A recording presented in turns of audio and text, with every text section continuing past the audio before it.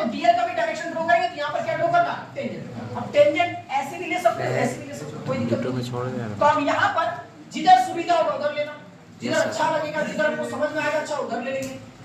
हालांकि डीएल का डायरेक्शन ऐसे भी ले सकते हो और ऐसे भी। तो यहाँ पर टेंजेंट ड्रॉ करें तो टेंजेंट ऐसे लेंगे, तो डीएल का भी डायरेक्शन ऐसे। अब डीएल का भी डायरेक्शन ऐसे है और बी का भी डायरेक्शन इधर है, तो दोनों के बीच का एंगल कितना डिग्री हो गया, 0। तो इसे डीएल का डायरेक्शन क्यों लिए? देखो डीएल का डायरेक्शन लेने का कारण ये था कि मैग्नेटिक फील्ड का हमको इंटीग्रेशन करना है। मैग्नेटिक फील्ड क्या करना है, और इंटीग्रेशन हमेशा किसी ना किसी के साथ होता है। अरे हाँ यार, जैसे x का इंटीग्रेशन जब हम लोग करते हैं तो ये dx के साथ होगा। अरे बोलो हाँ यार, किसके साथ होगा, उसी तरह जब हम आप मैग्नेटिक फील्ड b का इंटीग्रेशन करेंगे तो किसके साथ करेंगे, dx। इसलिए इस पॉइंट p पॉइंट पर हम क्या किए, p पॉइंट पर मैग्नेटिक फील्ड का डायरेक्शन निकाले, ऐसे आया। अरे हाँ यार ना, और यहाँ पर एक छोटा सा बात dl, ये dl का भी डायरेक्शन, दोनों बीच का एंगल कितना डिग्री, 0। क्या बात समझ में आया?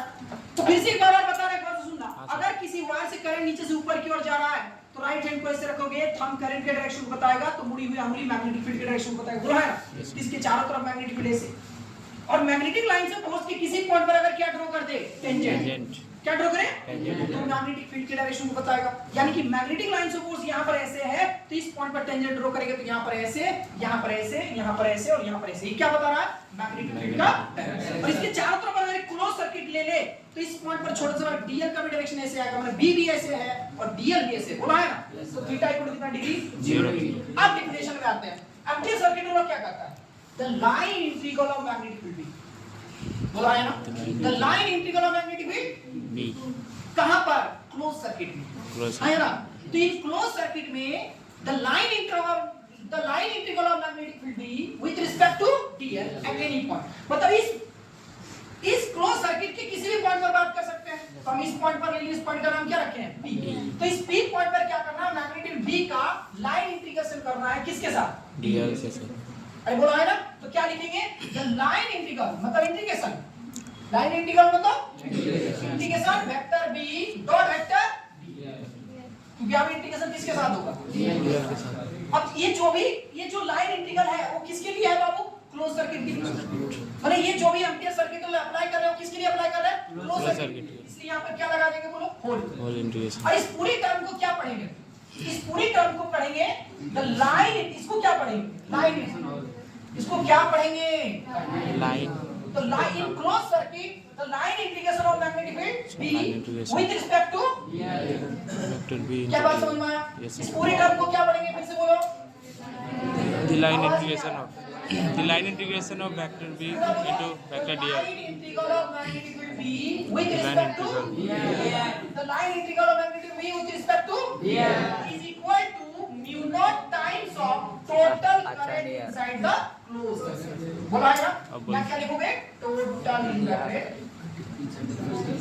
बोलो total current inside the, इसको क्या बोलते हैं ये लाइन से inside the closed into vector B into vector dl और एम्पियर सर्किटल। अब पूरा पढ़ लो एक बार, इन क्लोज सर्किट, ये क्लोज सर्किट है, अरे हाँ है ना।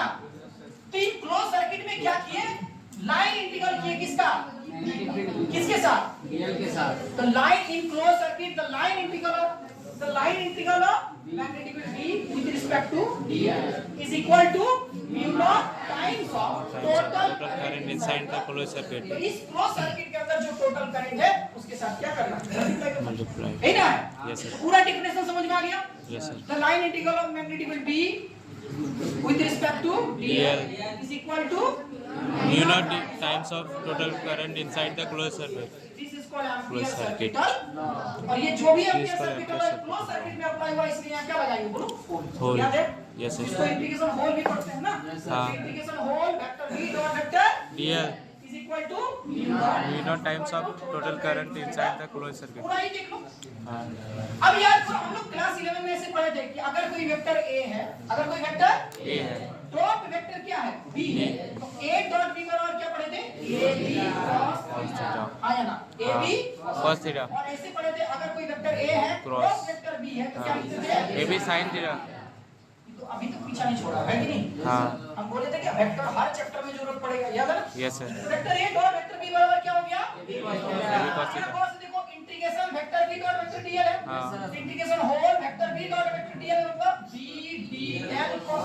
Yes, sir. है ना? हाँ। इक्वल टू क्या होगा? Mu naught times of total current inside the close circuit. मतलब इस क्लोज सर्किट के अंदर टोटल करंट कितना बार है? I यहाँ क्या लिखोगे बोलो? I है ना? हाँ। अब थीटा कितना है? 0 डिग्री। डीएल भी ऐसा और बी भी ऐसा, तो थीटा इक्वल टू कितना डिग्री? 0 डिग्री। क्या होगा? Integration whole B D L cos 0 degree equal to क्या होगा? म्यू नॉट r इनटू आया समझ? अरे हाँ या ना? yes sir।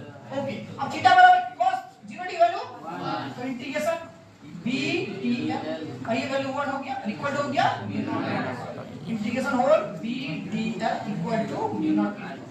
तो ये जो दिख रहा है इक्वेशन, इसको बोलते हैं एम्पियर सर्कुलर लॉ। कोई दिक्कत है? No sir. रिकॉर्ड आगे वीडियो बना के कितना समझा दिया सर। ब्राइटनेस तो दे रही है।